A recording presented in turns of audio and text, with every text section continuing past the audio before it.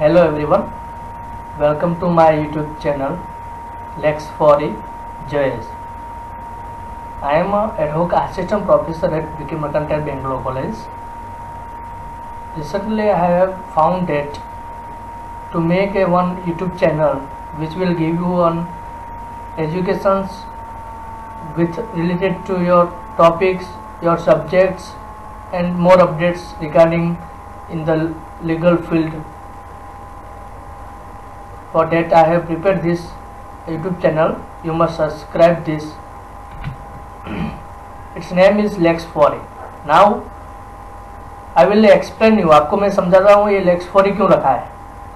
Lex4E का मतलब क्या है वो सबको शायद तक पता भी नहीं होगा या तो पता भी हो सकता है, क्योंकि उसको डिटेल में थोड़ा जानना जरूरी है. सबको ऐसे दिमाग में होगा कि Lex4E सर ने क्यों रखा है और Lex4E का मतलब क्या है, तो फिर उसको थोड़ा डिटेलिंग में देखते हैं.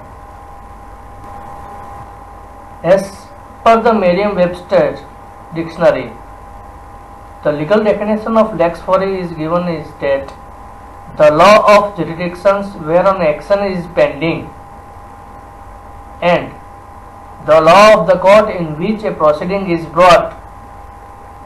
Third, law of the court. This is the meaning of the Lex4E.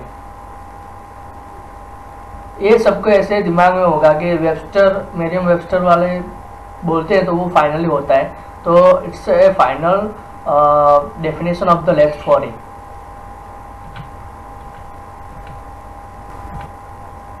Lex and 4E उसको हम थोड़ा डिवाइड करते हैं. Lex means law. For examples, Lex4E, the law of the forum or court. Lex loci, the law of the place. Lex mercatoria, the law or custom of merchant. ये हुई बात lakes की. Lakes means law हो गया. 4E means forum or fora. It's given definition like that: a court of justice where disputes are heard and decided. A judicial tribune that hears and decided disputes. A place of jurisdictions where remedies afforded by the law are pursued. ठीक है, ये basic difference हो गया lakes and 4E का. ये उसको divide करते हैं तो उसको समझ में आता है और मोस्टली यूजेबल होता है इंडियन एविडेंस एक्ट में. भाई Lex4E एंड लेक्स लॉसिस सब जितने भी मैक्सिम्स है इसमें से इसका यूज सबसे पहले हुआ था इंडियन एविडेंस एक्ट में. अब Lex4E को गुजराती में क्या कहते हैं, तो उसको अदाहती कानून. उसका मीनिंग गुजराती में होता है अदाहती कानून. To understand in detail the conflict of laws, the Latin term of Lex4E is known as the law of the forum. ये क्या है, लैटिन टर्म है. It's known as the law of the forum and it is distinguished from the lex cause which is the law of the forum to resolve the particular case. भाई जहाँ पे कोई forum होता है वहाँ पे कोई पर्टिकुलर केस को सॉल्व किया जाता है उसको बोलते हैं Lex4E. It's play an important role in sovereign powers of any government is to enact laws and to define the extent of their application.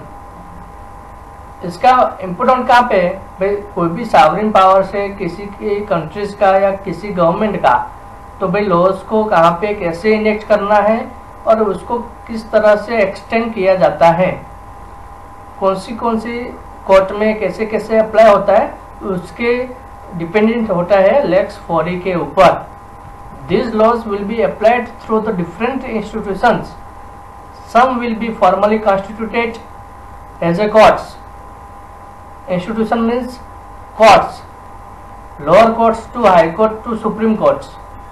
Other institutions will exercise specific function within administrative and religious. कोई अलग से institute है तो उसकी बात होती है administrative वेवटी में और रिलीजियस के अंदर उसके अप्लाई होता है स्पेसिफिक रीजन के लिए. The social mobility has increased and internet encourages people to trade across national boundaries.